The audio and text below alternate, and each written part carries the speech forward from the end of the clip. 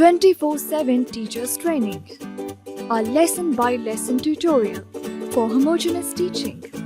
We are an EdTech textbook publishers.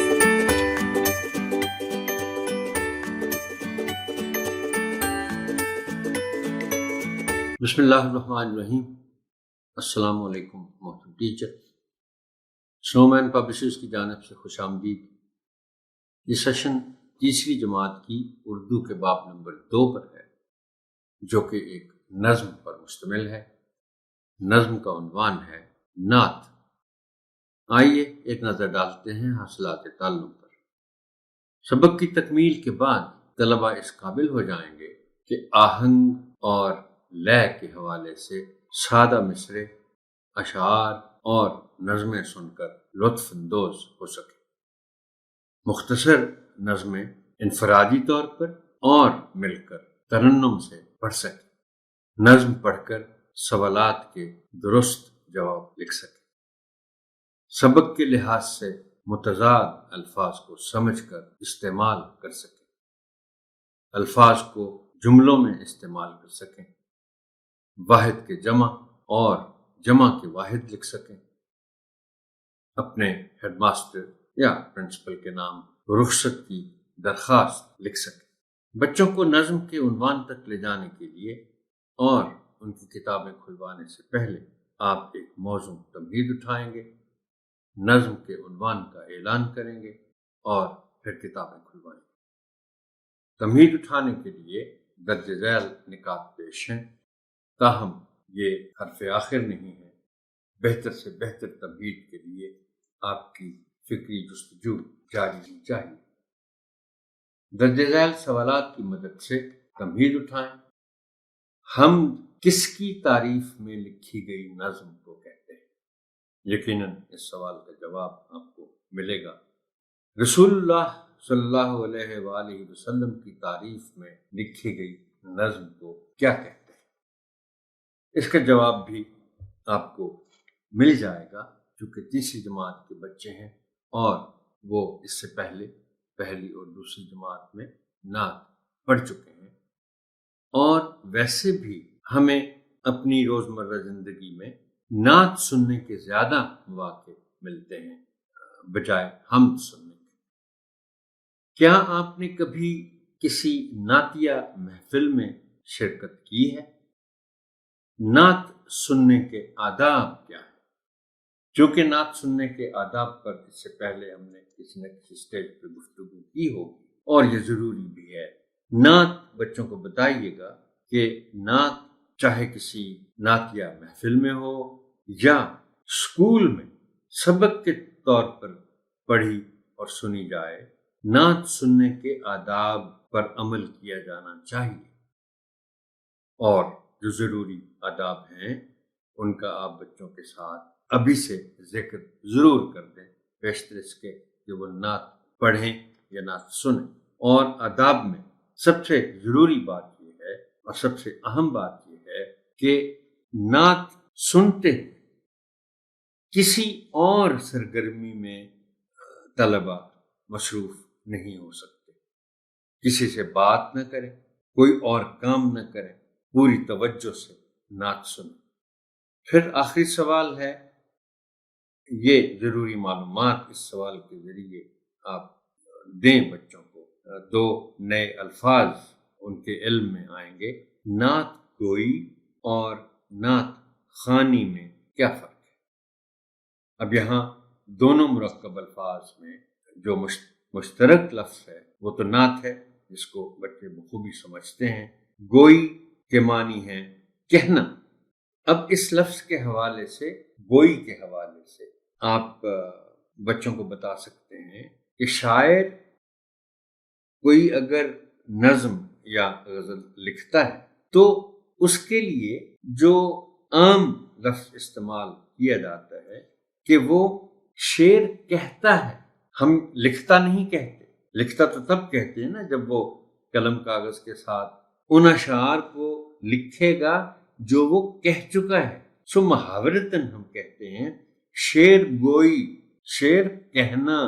सो नात गोई का मतलब है नात कहना, यानी نعت ظاہر بات ہے اشعار پر مشتمل ہے، تو شاعر جیسے پہلے شعر کہتا ہے تو نعت بھی اشعار پر مشتمل ہے تو وہ نعت بھی کہتا ہے، اور اس کے بعد ہے پھر نعت خوانی۔ خوانی کا مطلب ہے پڑھنے والا کام، پڑھنے کا کام۔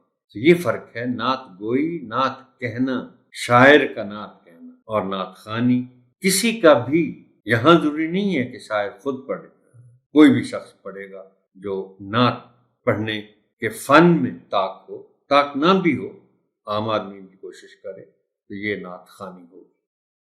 درجہ بالا سوالات پر مبنی گفتگو کے نتیجے میں بچوں کو نظم کے عنوان پر لے جائیں۔ اب آپ اشعار کی بحر اور لے کا خیال رکھتے ہوئے نظم کی قرأت کریں گے۔ آپ کے لیے میں قرأت کرتا ہوں۔ ہمارے نبی احمد مصطفیٰ ہیں، فدا ان پہ ہم، وہ رسول خدا ہیں۔ حقیقت کی صورت دکھائی انہوں نے، خدا تک پہنچنے کا وہ راستہ ہے۔ وہی بے کسوں بے نواؤں کے والی، غریبوں یتیموں کا وہ آسرا ہے۔ ہوئے ہیں جو ان کی محبت کے قیدی، یہ جانو جہاں کے دکھوں سے رہا ہے۔ ہمیشہ رہے نام ان کا زباں پر، وہی آرزو ہے وہی مدعا ہے۔ فدا قربان، فدا سے بہت سے جملوں میں استعمال ہوتا ہے فدا۔ فدا کے معنی قربان ہے۔ قربان اور فدا میں فرق بھی ہے۔ اب دیکھیں نا، ہم قربان سے لفظ بنتا ہے قربانی، ہم جانور کی قربانی کرتے ہیں، جانور کو قربان کرتے ہیں، لیکن جانور کو ہم یہ نہیں کہہ سکتے کہ ہم جانور کو فدا کرتے۔ فدا کا لفظ شاید صرف انسانوں کے لیے۔ صورت، تصویر، صورت کے اور بھی معنی، صورت کے معنی کیفیت کے بھی ہیں۔ بے کس، اکیلا، مجبور کے معنی میں بھی استعمال ہوتا ہے، غریب کے معنی میں استعمال ہوتا ہے بے کس۔ اب دیکھیں نا، پھر کوئی ایسی کیفیت، جیسے میں نے کہا کہ ایسی کیفیت ہو کہ بندہ مجبور اپنے آپ کو پائے اور کچھ سمجھ نہ آئے اس کو کہ میں کیا کروں، بے وسیلہ شخص ہو، تو بے کس سے پھر بے کسی بھی بنتا ہے۔ آپ کہتے ہیں کہ عجیب بے کسی کی صورت تھی۔ بے نوا، نوا کے معنی آواز کے ہیں اور بے کے معنی بغیر کے ہیں۔ تو بے نوا اس شخص کے لیے بولا جاتا ہے جس کا کوئی سننے والا نہ ہو، یعنی وہ آوازیں تو دے، وہ گزارشیں تو کرے، وہ لوگوں کو بلائے تو صحیح اپنی کسی مصیبت میں، مگر کوئی اس کی بات سننے والا کوئی نہ ہو، ایسے شخص کو کہتے ہیں بے نوا۔ والی، مالک، آسرا، سہارا۔ اب آسرا پناہ کے معنوں میں بھی استعمال ہوتا ہے، چھت کو بھی بعض اوقات، تو جب کہتے ہیں نا لوگ کہ جیسا بھی ہو گھر اپنا ہو، آسرا تو ہو، رہا، آزاد، آرزو، خواہش۔ اب دیکھیے، بچوں کو آپ دیکھیں، ہم معنی الفاظ سے ضرور آگاہ کریں۔ اب آرزو کے لیے دیکھیں، خواہش بھی ہے، تمنا بھی ہے، اور بھی الفاظ ہوں گے، لیکن تمام الفاظ کے معنی میں کچھ نہ کچھ فرق ضرور ہوتا ہے۔ مدعا، مقصد۔ نظم کا مرکزی خیال بیان کریں، ہر شعر کی نثری ترتیب کریں اور اس کا آسان فہم مطلب بیان کریں۔ بہتر تفہیم کے لیے درج ذیل اہم نکات نوٹ کریں۔ محترم ٹیچر، جب بھی کسی نظم پر یہ سیشن ہوتا ہے تو میں یہ آپ سے گزارش کرتا ہوں کہ ہر شعر کی نثری ترتیب کریں۔